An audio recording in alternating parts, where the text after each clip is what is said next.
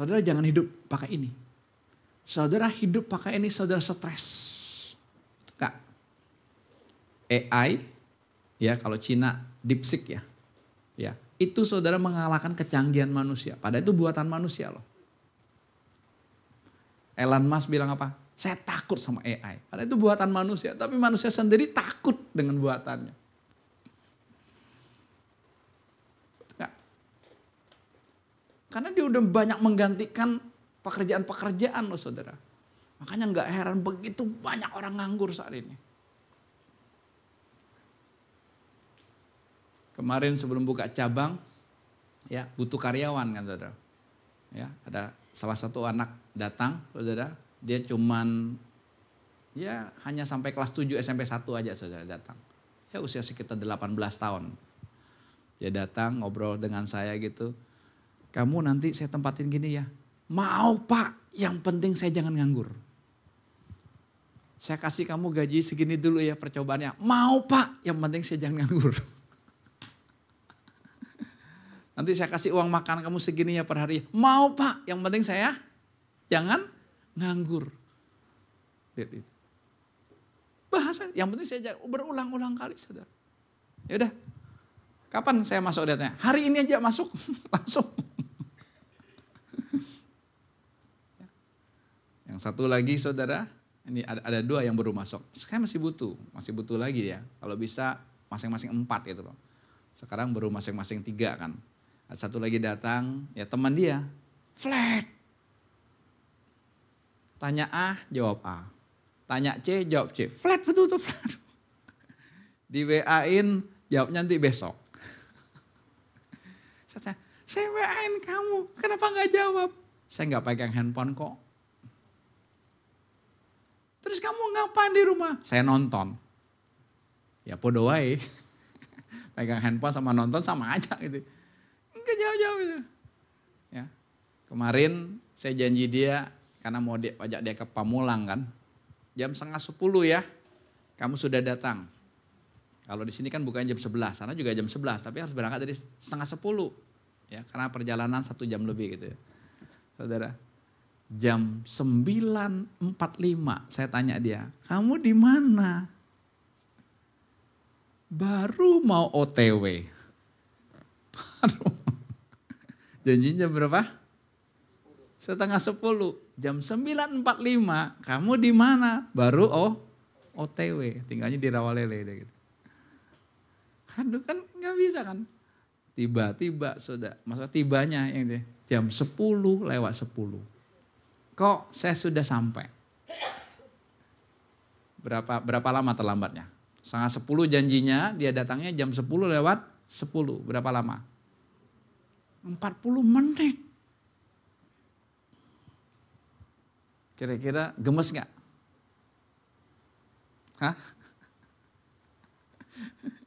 Oh ya udah Pak, lain kali Pak, Bapak janjinya gini, kalau berangkat jam 9:30, lain kali janjinya jam 9. Ya gak bisa juga dong. Seringkali dulu kan gereja gitu kan, udah kita tulis aja jam 6:30, nanti kita mulai jam 7 biar orangnya penuh. Ya gak bisa. Gak bisa. Saudara kalau saudara gak punya sense, gak hidup dalam insting rohani, saudara ibadah jam 7, saudara datang 7:30. Saudara ibadah jam 8, saudara datang 8:30. Ibadah jam 10, saudara datang jam 10:30. Pokoknya udah kebiasaan terlambat setengah jam. Ya, kalau nggak terlambat itu nggak mantep di sininya tuh. Itu loh. Apa? Itu gaya hidup. Bisa nggak? Harusnya enggak. Udah saya bilang Jacob, udah berangkat dulu udah kalian. Udah dia di toko sini aja. Harusnya kan dia di Pamulang gitu ya. Udah dia datang saya ngomong, kamu gimana sih? Kan janjinya 9:30 sama malam kamu bilang udah oke. Dia jawabnya apa? Saya baru tidur jam 5 pagi kok. Ade, anak baru usia 19 tahun, 20 tahun. Baru tidur jam 5 pagi. Lo ngapain? Ma gua kambuh. Anak belasan tahun mahnya udah kambuh. Gitu. Mama kamu tahu nggak? Nggak tahu. Kamu nggak kasih tahu? Nggak kasih tahu. Memang dari awal itu saya sudah lihat ini wajah terluka gitu loh. Ya wajahnya nggak ada senyumnya gitu loh. Kamu anak keberapa?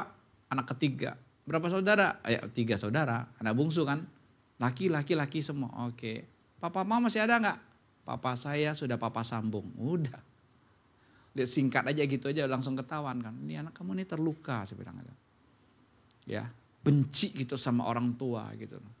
Apalagi anak laki-laki, anak bungsu gitu kan ya. Jadi betul-betul tidak bisa. Tapi ya udah.